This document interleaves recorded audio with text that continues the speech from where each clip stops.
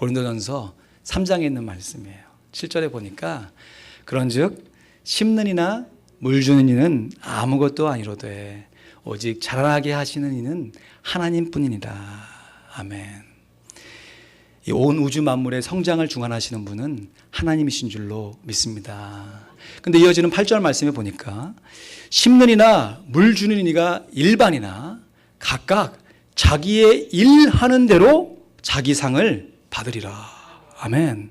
그러니까 자라게 하시는 분은 오직 하나님뿐이시지만 그렇게 잘 자라게 돼서 받게 된 열매는 누가 얻게 된다는 것이에요?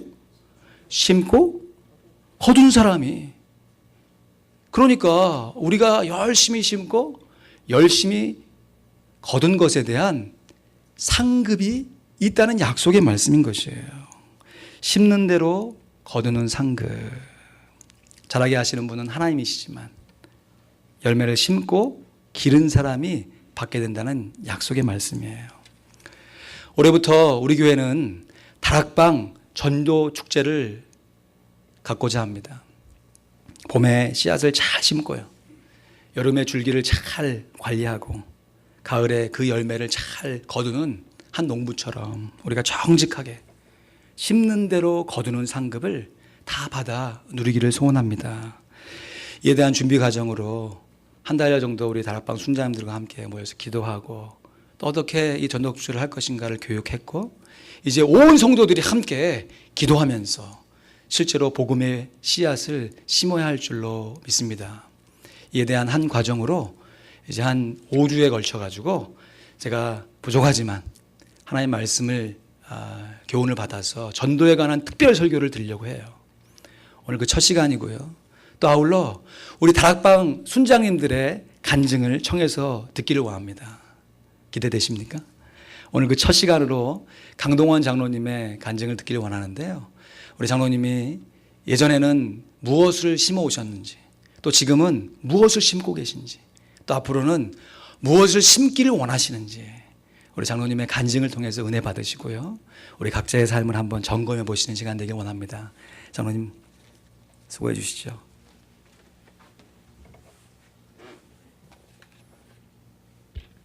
안녕하세요. 저는 독실한 크리스천이셨던 어머니의 영향 아래서 자라면서 어릴 때부터 고향인 시골 동네에 있는 교회에 잘 다녔습니다.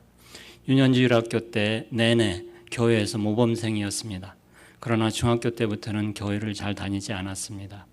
제가 교회를 떠났던 직접적인 이유는 모든 것에 명확한 대답을 요구했던 10대의 마음에 아담이 선악과를 따먹고 타락했기 때문에 인간이 고통을 당한다는 이야기를 받아들일 수 없었기 때문이었습니다. 전지전능하신 하나님이 그런 것도 미리 몰랐을 리가 없다고 생각했기 때문이었습니다. 그런 논리에서 기독교 전체가 저에게 모순덩어리로 보이기 시작했습니다. 그리고 제가 기독교를 마음속에서 정면으로 부인하면서부터는 이 세상에 아무것도 제게 절대적인 권위를 갖지 못하게 되었습니다. 모든 것들이 상대적인 가치만을 가지게 되었고 참으로 믿고 추구할 만한 것을 찾지 못했습니다. 아침에 눈을 뜨면 일어나야 할 이유가 없었습니다. 그래서 대학에 다닐 때에 2, 3일간 계속 잠을 잤던 적도 있었습니다. 그러다가 미국에 유학을 오게 되었는데 같은 학교에 다니던 한 한국인 선배가 교회에 나가도록 강력히 권유하는 것이었습니다. 학교 공부하는데 그 선배의 도움이 꼭 필요했던 저는 그 선배의 권유를 무시할 수 없었습니다. 그런데 일단 교회에 발을 들여놓자 그것이 생활의 일부가 되었습니다. 그러면서 교회에서 듣게 된 많은 설교와 성경 공부 그리고 지역의 기독교 방송의 말씀을 통해서 하나님 말씀에 대해서 점차 알아가기 시작했고 나중에는 계획을 가지고 성경을 몇 차례 통독도 하게 되었습니다. 그런 과정을 통해서 처음으로 성경 말씀의 전체 구성과 내용에 대해서 점차 이해할 수 있게 되었고 그 어느 순간에 이 성경이 사람의 능력으로 이루어질 수 있는 것이 아니라는 결론을 내리게 되었습니다. 특히 이사야 53장 4절에서 5절 말씀에 그는 실로 우리의 질고를 지고 우리의 슬픔을 당하였거늘 우리는 생각하기를 그는 징벌을 받아서 하나님에게 맞으며 고난을 당한다 하였도다. 그가 찔림은 우리의 허물을 인하며 그가 상함은 우리의 죄악을 인함이라. 그가 징계를 받음으로 우리가 평화를 누리고 그가 채찍에 맞음으로 우리가 나음을 입었도다는 고난받는 메시아의 예언과 그 말씀의 성취를 생각할 때 더욱 성경 말씀이 하나님의 말씀이라고 믿어졌습니다. 어떻게 그렇게 믿게 되었느냐고 누가 묻는다면 제 대답은 저도 몰라요 일 수밖에 없습니다.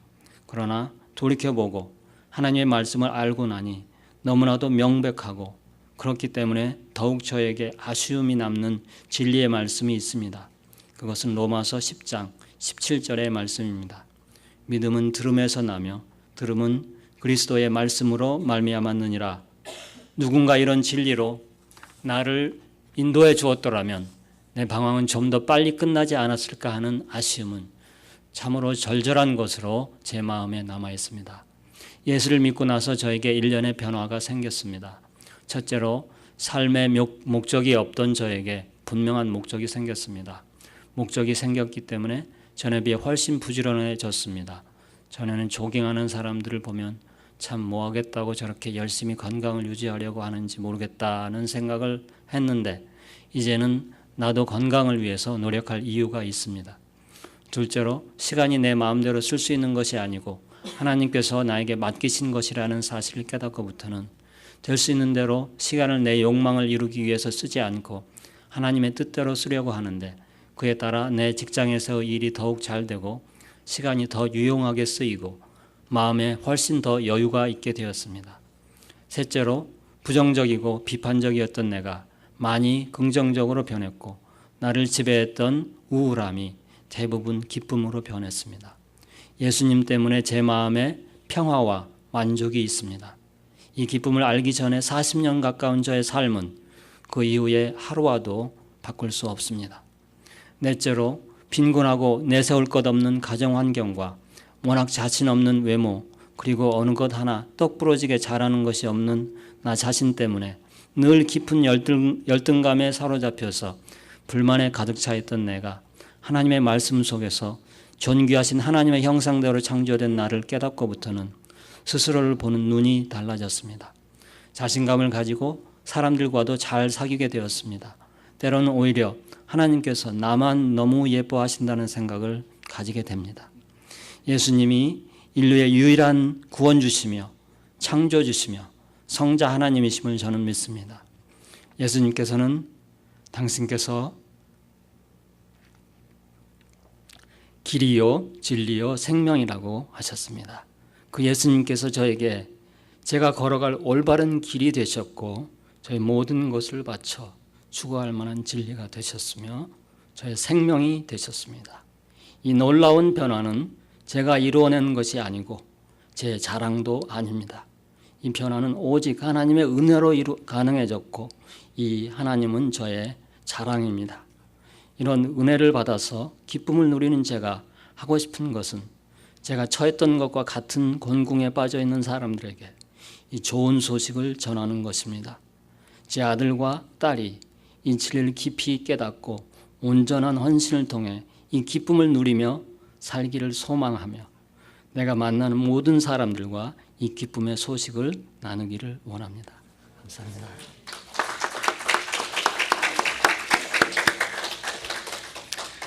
감사합니다. 오늘 말씀의 제목이 심는 대로 거두는 상급입니다. 저는 장로님의 간증을 들으면서 간증경에서 나눠주신 로마서 10장 17절 말씀이 가슴에 참 많이 와닿았습니다. 믿음은 들음에서 나며 들음은 그리스도의 말씀으로 말미암았느니라. 같이 읽어볼까요? 믿음은 들음에서 나며 들음은 그리스도의 말씀으로 말미암았느니라. 아멘. 말씀의 씨앗은 언제나 들음의 열매를 갖게 하는 것이죠. 그리고 그 들음의 열매가 또 다른 들음의 씨앗이 되어서 믿음의 열매를 맺게 합니다. 그리고 그렇게 맺어진 믿음의 열매는 또 다른 믿음의 씨앗이 되어서 하나님의 말씀을 더 많이 우리 마음 가운데 심게 만드는 일종의 믿음의 선순환이 일어나는 것이죠. 믿고 처음에 하나님의 말씀을 간직한 사람이 다른 사람에게 하나님의 말씀을 들려주고 그렇게 들었던 하나님의 말씀을 통해서 믿음을 갖게 되고 그렇게 들은 하나님의 말씀이 믿음이 되어서 또 다른 하나님의 말씀을 사모하게 되는, 그래서 복음은 언제나 말씀과 들음과 믿음의 마치 삼각형이 절묘하게 어우러져서 아름답게 전파되는 것입니다. 복음은 언제나 들음과 믿음과 말씀의 삼각형이 절묘하게 어우러져서 아름답게 전파되는 것입니다. 그래서 로마서 10장 14절 15절 그 전전절 말씀이죠. 이것도 같이 읽어볼까요? 그런즉 저희가 믿지 아니하는 일을 어찌 부르리요? 듣지도 못한 일을 어찌 믿으리요? 전파하는 자가 없이 어찌 들으리요? 보내심을 받지 아니하였으면 어찌 전파하리요? 기록된 바 아름답도다 좋은 소식을 전하는 자들의 발이여함과 같으니라. 아멘. 오늘 간증을 나눠주신 장로님의 삶 속에 적용해 보면, 한국에서는 하나님을 모르고 살았지만 유학생활 중에 우리 장로님에게 복음의 씨앗을 심어준 소중한 선배님을 통해서 우리가 그 선배님이 누구인지, 얼굴이 어떻게 생겼는지, 이름이 전혀 모릅니다. 그러나 그분의 복음의 씨앗으로 말미암아 우리 장로님과 함께 더불어 삶아가면서 장로님의 하나님을 향한 사랑과 하나님을 향한 기도와 헌신의 아름다운 열매를 우리가 누리고 있는 거 아니겠습니까? 그렇다면 우리들은 어떻게 해야겠습니까?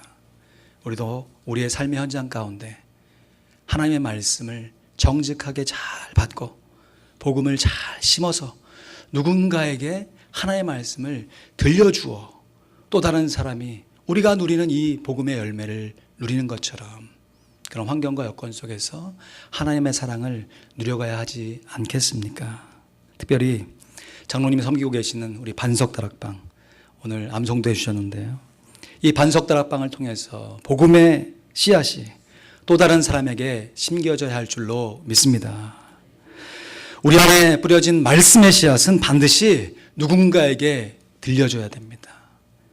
왜냐하면 들음의 씨앗을 누군가에게 심지 않으면 이 믿음의 열매가 지속적으로 자라날 수 없기 때문입니다. 오늘 본문 말씀 7절 말씀에도 우리가 무엇을 심든지 그대로 거둘 것이다 말씀하십니다. 스스로 속이지 말라.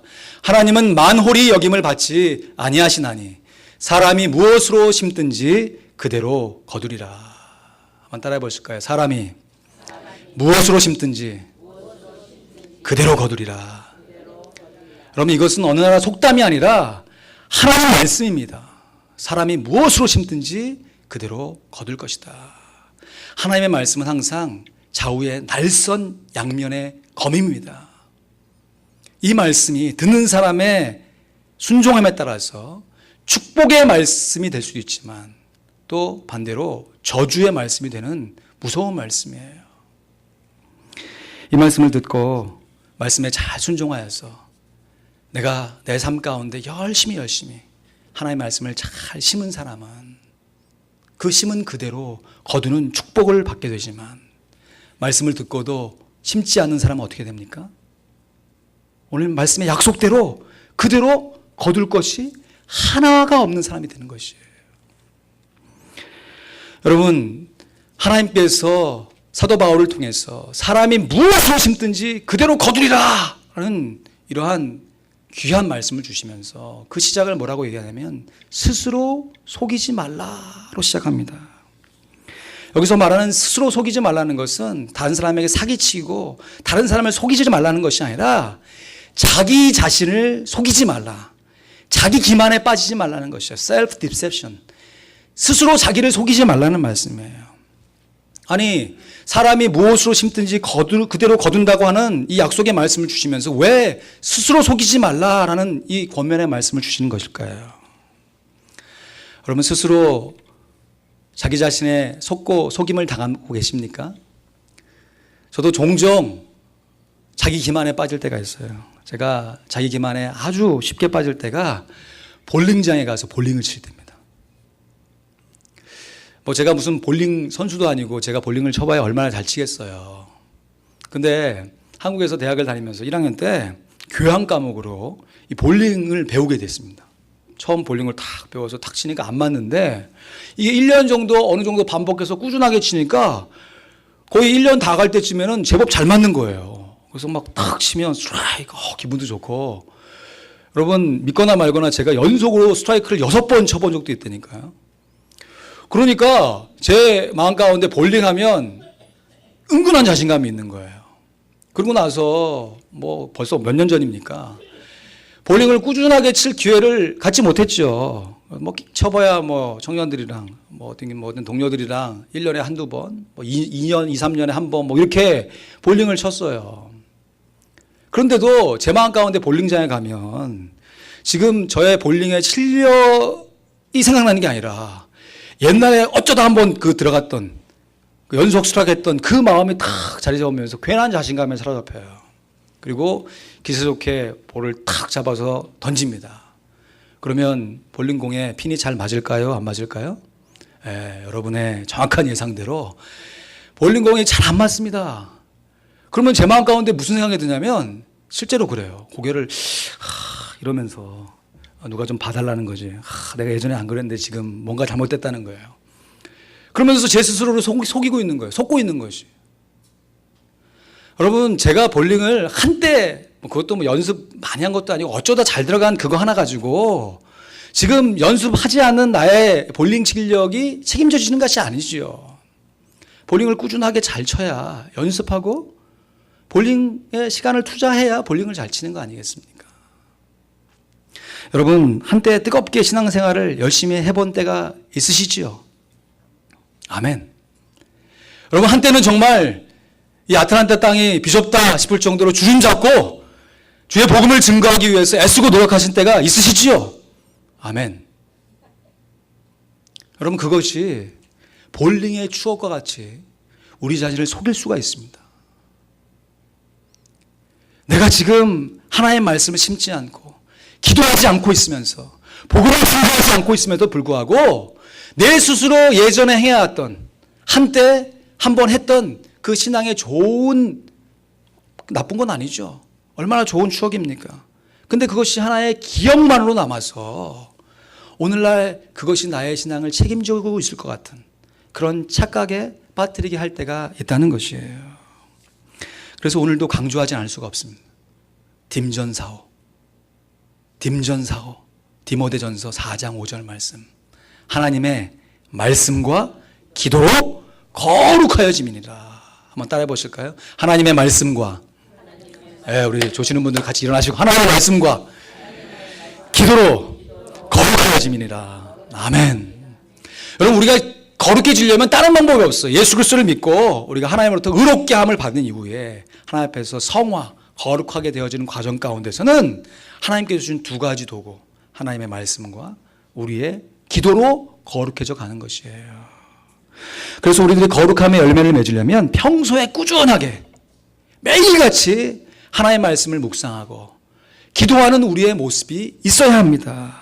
그래야 하나님의 말씀과 우리의 기도를 통해서 내가 거룩해져야지 막 애쓰는 것이 아니라 어느 순간 나도 모르게 거룩해져 있는 자기 자신의 모습을 확인할 수 있는 것이에요. 열매를 얻게 되는 것이죠. 그렇다면 오늘 나의 신앙생활에 이만큼의 거룩, 이만큼의 헌신이 있기 위해서 내가 과거에 어제 심었던 말씀과 기도가 있었다면 내일의 거룩함, 내일의 헌신, 내일의 은혜를 사모하기 위해서 오늘 내가 마땅히 심어야 할 하나님의 말씀과 기도의 씨앗이 있다는 것이에요. 오늘 내가 하나님의 말씀과 기도를 심지 않으면 내일 미래에 받게 될 거룩함을 보장받지 못하게 됐다는 말씀이 오늘 이 말씀 아닙니까? 사람이 무엇으로 심든지 그대로 거두리라. 그래서 여러분 매주일마다 주보에 나가는 누군가의 수고로 만들어지는 거 아니겠습니까? 이 성경 문답서 지금 보니까 한 25분 정도 꾸준하게 말씀을 심는 분들이 계세요. 얼마나 감사한지요. 근데 우리 교인의 숫자에 비해서 좀 더 하셔도 괜찮을 것 같아요. 그냥 흘려보내지 마시고 남의 일이라고 생각하지 마시고 이게 이제 6월 첫째 주 되지 않았습니까? 신약도 거의 끝나갑니다. 꼭 한국 사람은 그러잖아요. 그럼 신약 끝나갈 때 했으니까 구약 됐을 때 하지. 그러면 관성의 법칙에 의해서 하기가 굉장히 더 어려워요. 오늘 특별히 하나님의 말씀 권면을 받으셨으니까 그냥 보내지 마시고 지금 진도에 따라서 이 성경 문답서 새롭게 시작하시기를 부탁드립니다. 하나님의 말씀 큐티하는 거 여러분 게을리하시지 마시길 부탁합니다. 아울러 여러분 기도의 씨앗을 심으셔야 돼요. 새벽에 일어나서 교회에 나와서 기도하면 가장 좋고요. 얼마나 감사합니까? 그러나 삶의 여건 가운데 그런 형편이 안 되시는 분은 그냥 자리에서 일어나셔서 하루를 시작하시기 전에 최소한 10분이라도 하나님 오늘 하루 제가 살아가야 할 삶의 환경, 만나야 될 사람, 하나님 그러한 환경 가운데 하나님의 복음의 증인으로 살게 해주십시오. 여러분 먼저 기도의 씨앗을 심어야 하지 않겠습니까? 평소에 꾸준하게 말씀을 묵상하지 않고 평소에 꾸준하게 기도하지 않으면요, 과거에 내가 어떠한 신앙의 삶을 살았던지 신앙의 장사가 없습니다. 왜냐하면 무엇으로 심든지 그대로 거두게 되기 때문이 그렇습니다. 그리고 또 한 가지 이유가 뭐냐면 하나님은 만홀히 여김을 받지 아니하신다고 그랬습니다. 만홀히 여긴다는 단어는 굉장히 거창한 단어죠. 쉽게 표현하면 우습게 여긴다는 것이에요. 우리가 일상생활 가운데 네가 나를 감히 만홀히 여겨 이렇게 얘기를 하시진 않잖아요. 고죠, 고. 쉽게 얘기하면 네가 나를 이렇게 우습게 여겨 깔봐 이런 얘기예요.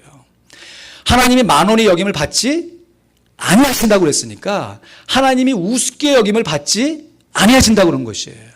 그러니까 하나님이 정하신 하나님의 말씀, 사람이 거룩하게 되는데 하나님의 말씀에 순종하게 되는데 하나님의 말씀과 기도로 거룩해진다 하는 이 분명한 신앙의 원리를 제시해 주셔놓고 하나님의 말씀의 씨앗도 심지 않고 우리가 드리는 기도의 씨앗도 심지 않아놓고 어떤 사람이 거룩하게 되었다, 신앙적으로 온전하게 잘 세워짐을 받았다라고 하면 그것이 하나님을 우습게 여기게 되는 꼴이 된다는 것이에요.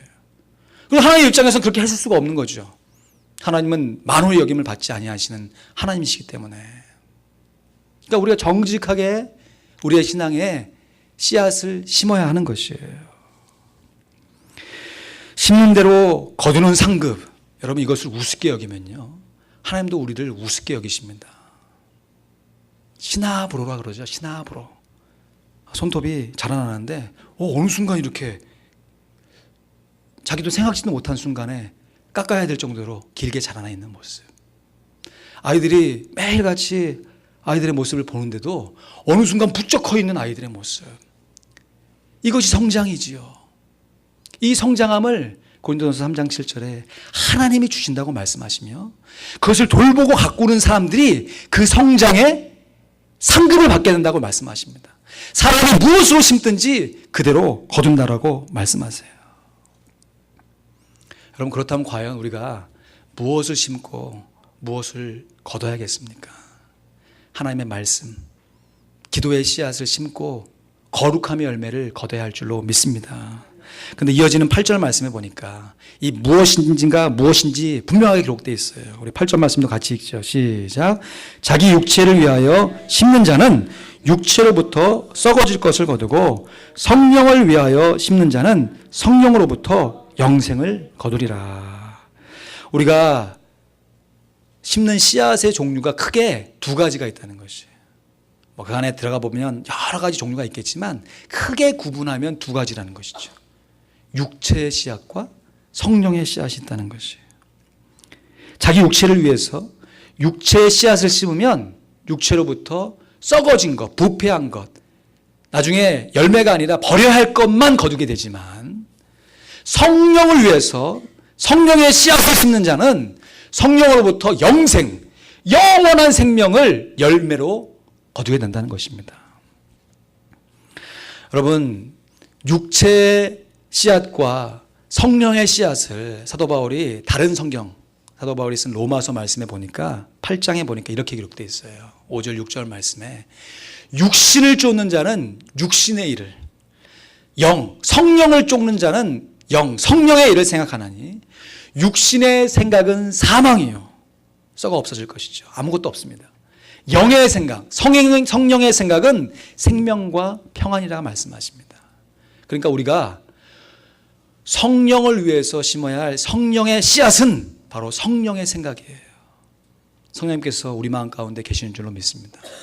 우리가 예수 그리스도를 영접하면 예수 그리스도의 영이신 성령 하나님을 우리 가운데 모시게 된 것이에요. 그래서 우리가 살아가는 우리의 인간적인 생각도 살아가지만 성령님께서 말할 수 없는 탕식으로 우리 위해서 기도해 주시면서 우리로 하여금 계속해서 하나님의 생각을 심어 주십니다.